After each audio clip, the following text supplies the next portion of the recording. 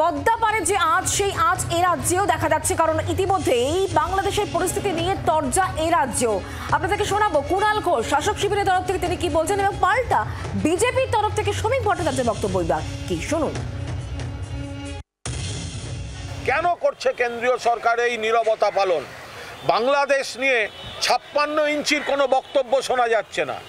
তিনি সারা পৃথিবীর দেশে ঘুরতে পারেন, তিনি পাকিস্তানে বিনা নেমন্তন্নে গিয়ে প্রধানমন্ত্রীর বাড়িতে হাজির হতে পারেন। আজকে 56 ইঞ্চি ঢাকা যাচ্ছে না কেন?